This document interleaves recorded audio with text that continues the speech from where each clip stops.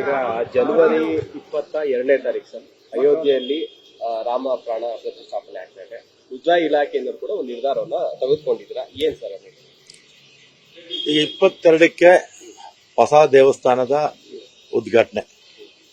ನಾವು ನಮ್ಮ ಮುಜರಾಯಿ ಇಲಾಖೆಯಿಂದ ನಮ್ಮ ಮುಜರಾಯಿ ಇಲಾಖೆಗೆ ವ್ಯಾಪ್ತಿಗೆ ಒಳಪಟ್ಟಿರ್ತಕ್ಕಂಥ ಎಲ್ಲಾ ದೇವಸ್ಥಾನಗಳಲ್ಲೂ ಕೂಡ ಅವತ್ತು ವಿಶೇಷ ಪೂಜೆ ಮಾಡಿ ಅಂತೇಳಿ ಆಯುಕ್ತರಿಗೆ ನಿರ್ದೇಶನ ಕೊಟ್ಟಿದ್ದೆ. ಅವರು ಅದೇ ರೀತಿ ಸರ್ಕ್ಯುಲರ್ ಎಲ್ಲ ಕಡೆ ಕೂಡ ಕಳಿಸ್ತಾರೆ. ಯಾಕಂದ್ರೆ ಶ್ರೀರಾಮ ಒಬ್ಬ ಆದರ್ಶ ಪುರುಷ. ಮತ್ತೆ ನಮ್ಮ ದೇಶದಲ್ಲಿ ಲಕ್ಷಗಟ್ಟಲೆ ದೇವಸ್ಥಾನಗಳಿದೆ, ಶ್ರೀರಾಮನ ದೇವಸ್ಥಾನಗಳು. ನಮ್ಮ ಹಳೆ ಮೈಸೂರಲ್ಲಂತೂ ಪ್ರತಿ ಗ್ರಾಮದಲ್ಲೂ ಕೂಡ ಶ್ರೀರಾಮನ ದೇವಸ್ಥಾನ ಇದ್ದೇ ಇರುತ್ತೆ. ಅದ್ ಬಿಟ್ರೆ ಆಂಜನೇಯ ದೇವಸ್ಥಾನ ಇರುತ್ತೆ, ಶಿವನ ದೇವಸ್ಥಾನ ಹೆಚ್ಚಾಗಿ ಇರುತ್ತೆ. ಸಾವಿರಾರು ವರ್ಷಗಳಿಂದ, ಸುಮಾರು 5-6 ಸಾವಿರ ವರ್ಷಗಳ ಇತಿಹಾಸ. ಶ್ರೀರಾಮ ಆಗ ರಾಮಾಯಣ ನಡೆದಂತ ಒಂದು ಕಾಲ. ಅದಾದ್ಮೇಲೆ ಶ್ರೀರಾಮ ನಡೆದಂತ ರೀತಿಯಿಂದ ಇವತ್ತು ದೇವರಾಗಿ ಎಲ್ಲ ಕೋಟಿಗಟ್ಟಲೆ ಜನ ಅವನ್ನ ಪೂಜಿಸ್ತಾರೆ. ಇಂಥ ಒಂದು ಸಂದರ್ಭದಲ್ಲಿ ಮುಜರಾಯಿ ಇಲಾಖೆ ವತಿಯಿಂದ ವಿಶೇಷ ಪೂಜೆ ಮಾಡಿ ಅಂತ ಹೇಳಿದ್ದೀನಿ. ಅದೇ ರೀತಿ ಆಗುತ್ತೆ. ಸರ್, ಈಗ ಸರ್ಕಾರದ ವಿರುದ್ಧ ಬಿಜೆಪಿ ನಾಯಕರು ಆರೋಪ ಮಾಡ್ತಾನೆ ಬಂದಿದ್ರು. ಇವರು ಕರಸೇವಕರನ್ನು ಬಂಧಿಸ್ತಾರೆ, ಸರ್ಕಾರ ಮುಸ್ಲಿಂ ಅವ್ರನ್ನ ತುಷ್ಟೀಕರಣ ಮಾಡುತ್ತೆ, ಹಿಂದೂ ವಿರೋಧಿ ಸರ್ಕಾರ ಅಂತ ಪ್ರಚಾರ ಮಾಡ್ತಾ ಇದ್ರು ಸರ್. ಈಗ ಅದಕ್ಕೆ ಒಂದು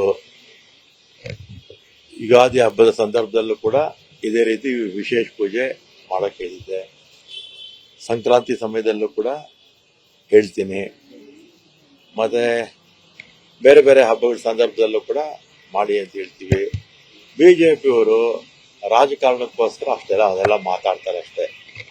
ಅದರ ನಿಜವಾದ ಹಿಂದೂಗಳು, ಹಿಂದೂ ಧರ್ಮವನ್ನು ಪಾಲಿಸ್ತಾ ಇರ್ತಕ್ಕಂಥವ್ರು, ಕಾಂಗ್ರೆಸ್ನಲ್ಲಿ ಇರ್ತಕ್ಕಂಥವ್ರು, ಅವರು ಕೂಡ ನಾವು ಯಾವತ್ತೂ ಕೂಡ ಧರ್ಮವನ್ನಾಗಲಿ ದೇವರುಗಳನ್ನಾಗಲಿ ರಾಜಕೀಯಕ್ಕೆ ನಾವು ಬಳಸ್ಕೊಂಡಿಲ್ಲ. ಬಿಜೆಪಿಯವರು ಬಳಸ್ಕೊಳ್ತಾರೆ ಅಷ್ಟೇ. ಆಮೇಲೆ ಎಲ್ಲ ಬಹಳ ಮುಖ್ಯವಾಗಿರ್ತಕ್ಕಂಥ ವಿಚಾರ, ಇದು ಬೀಗ ಹಾಕಿ 100 ವರ್ಷ ಆಗಿತ್ತು ರಾಮನ ದೇವಸ್ಥಾನಕ್ಕೆ. ಅದನ್ನ ತೆಗೆಸಿದ್ಯಾರು?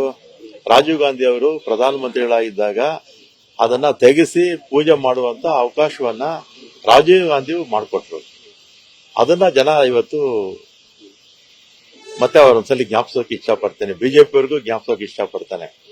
ಆಮೇಲೆ ಕರಸೇವಕರು ಅಂತ ಹೇಳಿದ ತಕ್ಷಣ ಆ ಕರಸೇವಕ ಹುಬ್ಳಿ 16 ಕೇಸುಗಳಿದೆ, ಕ್ರಿಮಿನಲ್ ಕೇಸಸ್. ಈಗ ನಾವು ಕೂಡ ಕಾಂಗ್ರೆಸ್ನವರು ಅಥವಾ ಮಂತ್ರಿ ಆಗಿದ್ದೀನಿ ಅಥವಾ ಶಾಸಕ ಆಗಿದ್ದೀನಿ, ಕಾಂಗ್ರೆಸ್ನಲ್ಲಿ ಸೇವಾದಳದಲ್ಲಿ ಇದ್ದಾರೆ ಅಥವಾ ಬೇರೆ ಬೇರೆ ಹುದ್ದೆಗಳಲ್ಲಿ ಇದ್ದಾರೆ ಅಂತ ಹೇಳಿದ್ರೆ ಕಾನೂನನ್ನ ಉಲ್ಲಂಘನೆ ಮಾಡಿ ನಾವೇನ್ ಕೆಲಸ ಬೇಕಾದ್ರೂ ಮಾಡ್ಬೋದಾ? ಈಗ ನನ್ನ ಮೇಲೂ ಕೂಡ ಮೇಕೆದಾಟು ಮತ್ತೆ ಇನ್ನೂ ಅನೇಕ ಪ್ರತಿಭಟನೆಗಳು ನಾವು ವಿರೋಧ ಪಕ್ಷದಲ್ಲಿದ್ದಾಗ ನಮ್ಮ ಮೇಲೂ ಕೂಡ ಕೇಸುಗಳಿದೆ, 5-6 ಕೇಸುಗಳಿದೆ. ನಾವು ರಸ್ತೆ ಉಲ್ಲಂಘನೆ ಬೇರೆ ಬೇರೆ ಮೆರವಣಿಗೆಗಳನ್ನು ಮಾಡಿದಾಗ ನನ್ನ ಮೇಲಿದೆ, ಶಿವಕುಮಾರ್ ಅವ್ರ ಮೇಲಿದೆ, ಸಿದ್ದರಾಮಯ್ಯ ಅವ್ರ ಮೇಲಿದೆ, ನಮ್ಮ ಎಲ್ಲಾ ಮುಖಂಡರ ಮೇಲೂ ಕೇಸುಗಳಿದೆ. ಇವರು ಕರಸೇವಕ ಅಂತ ಹೇಳಿದ ತಕ್ಷಣ 16 ಕೇಸುಗಳು ಇರ್ತಕ್ಕಂಥದ್ದು ಕ್ರಿಮಿನಲ್ ಕೇಸುಗಳು.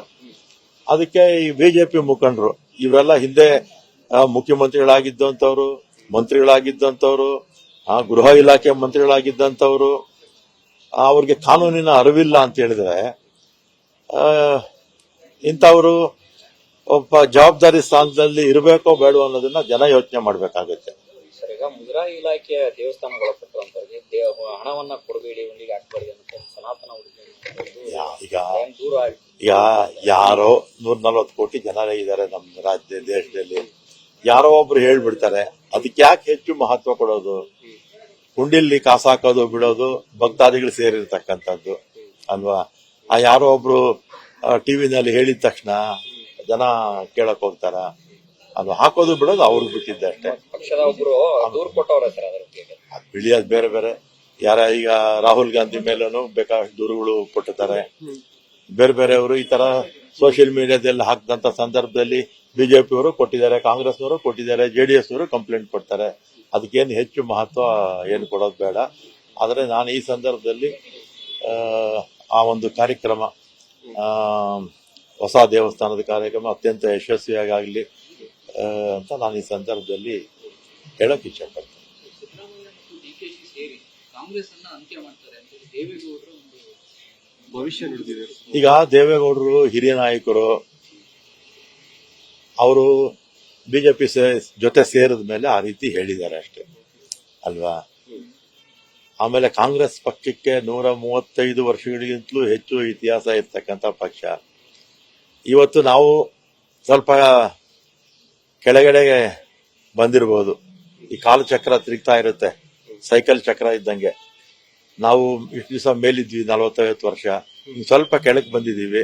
ಈಗ ಮೇಲಿರ್ತಕ್ಕಂಥ ಬಿಜೆಪಿಯವರು ಕೆಳಕ್ಕೆ ಬರೋ ಕಾಲ ಬಹಳ ದೂರ ಏನೇ ಇಲ್ಲ.